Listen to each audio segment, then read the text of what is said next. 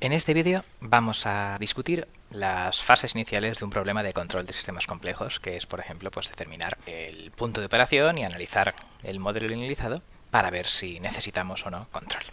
En principio, el control de un sistema complejo, por ejemplo, formado por una interacción de distintos elementos en una refinería, planta química, central eléctrica, etcétera, lo que se denomina plant-wide control en la literatura en lengua inglesa, pues requiere de distintas capas que cada una le van dando referencias a los niveles o las capas inferiores.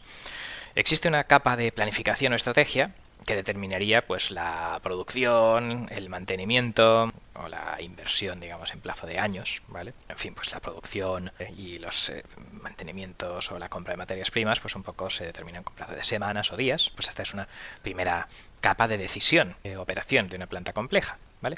Luego, claro, con estas estrategias de producción y mantenimiento hay una capa, digamos, que llamaríamos de optimización para determinar el punto de operación, ¿vale? A escala de horas o minutos, que daría unas referencias a una capa de control que actuaría con unos ciertos actuadores, variables manipuladas, para que determinadas variables controladas sean iguales a sus referencias.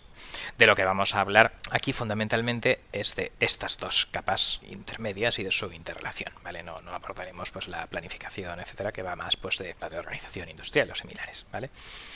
Estas capas son en bucle abierto, en bucle cerrado. ¿Cómo entra esto dentro de nuestro vocabulario de control? Bueno, pues la capa de planificación suele ser en bucle cerrado.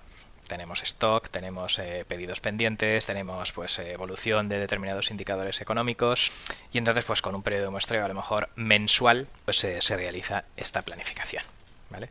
La capa de optimización suele ser en bucle abierto, en el sentido que, bueno, pues según esta planificación envía, digamos, un cierto volumen de producción y a partir de ese volumen de producción pues se dan referencias a las distintas etapas y subsistemas sin leer pues nada más de lo que está pasando, ¿vale? Efectivamente, quien lee lo que está pasando en esos subsistemas es precisamente la última etapa, la etapa de control en bucle cerrado, ¿vale? Entonces pues esta es un poco la interacción entre estas tres etapas, digamos, en el proceso de decisión, desde la decisión, digamos, del manager de alto nivel sobre incrementar o no determinada producción, hasta que determinado regulador recibe una referencia de 252 revoluciones por minuto. En una situación ideal, lo óptimo sería una integración total, ¿vale? Que toda la información de todos los sensores estuviera disponible a todos estos tres niveles de decisión y que control predictivo, por ejemplo, la optimización dinámica, pues calculara estrategias y puntos de operación futuros de las variables en función del estado actual del sistema. Sin embargo, esto, en principio, tiene problema dados por los modelos complejos, la integración de software muy diferente, no es lo mismo los autómatas y los PIDs que el software de control predictivo, que las optimizaciones económicas en reacciones químicas, que los software de las hojas de cálculo de la proyección de la venta, ¿vale? Entonces, pues tiene un problema de esa integración, ¿vale?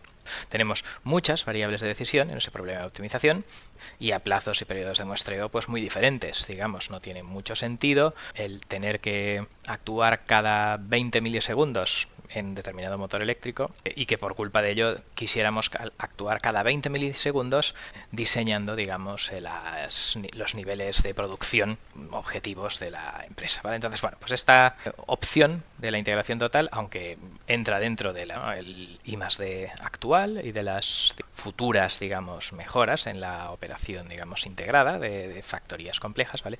Pues en principio no lo consideramos como opción para lo que sería la ingeniería de control.